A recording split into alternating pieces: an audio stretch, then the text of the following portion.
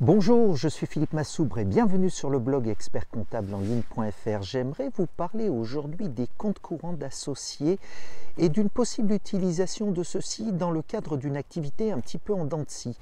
Les chefs d'entreprise que nous sommes savons que parfois il est nécessaire d'injecter de l'argent en compte courant d'associés pour renflouer tout simplement la trésorerie de la société, mais pas uniquement.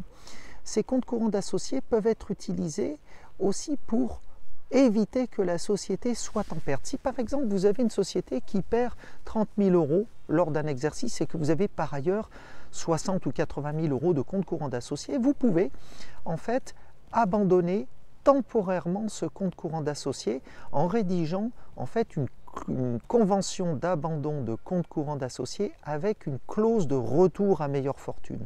Cela veut dire que tout simplement, vous vous laissez la possibilité de reconstituer ce compte courant d'associés si d'aventure la société revient à meilleure fortune.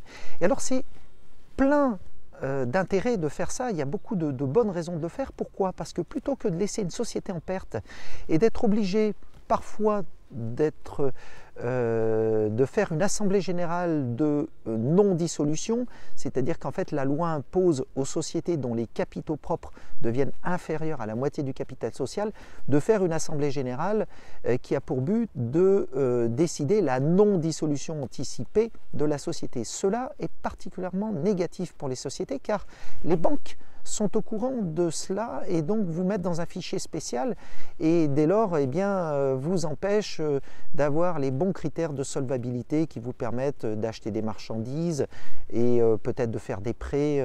Voilà, donc cela obère en fait la capacité de la société à, on va dire, à avoir une vie de société normale. Donc en fait, abandonner le compte courant d'associés temporairement a pour effet de constater un produit exceptionnel qui va donc ramener le résultat à zéro. Et par la suite, si la société gagne de l'argent, eh bien de reconstituer ce compte courant en constatant une charge. Donc cela permet de passer en fait les périodes difficiles et finalement de vous servir des avances en compte courant que vous avez faites, que de toute façon vous ne pouvez pas récupérer à titre personnel immédiatement puisque la société n'est pas capable de vous rembourser ce compte courant d'associés, et donc de se servir de ces comptes courants d'associés, de jouer avec ces comptes courants d'associés dans le temps.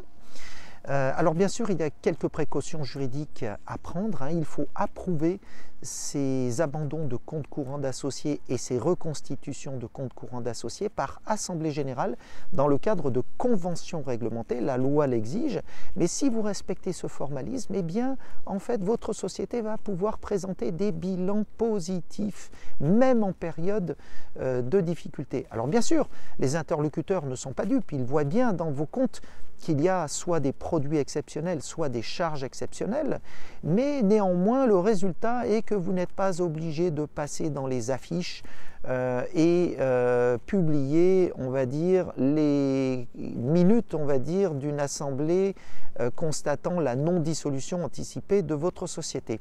Voilà, c'était Philippe Massoubre pour le blog expertcomptableenligne.fr. Je vous dis à très bientôt. Au revoir.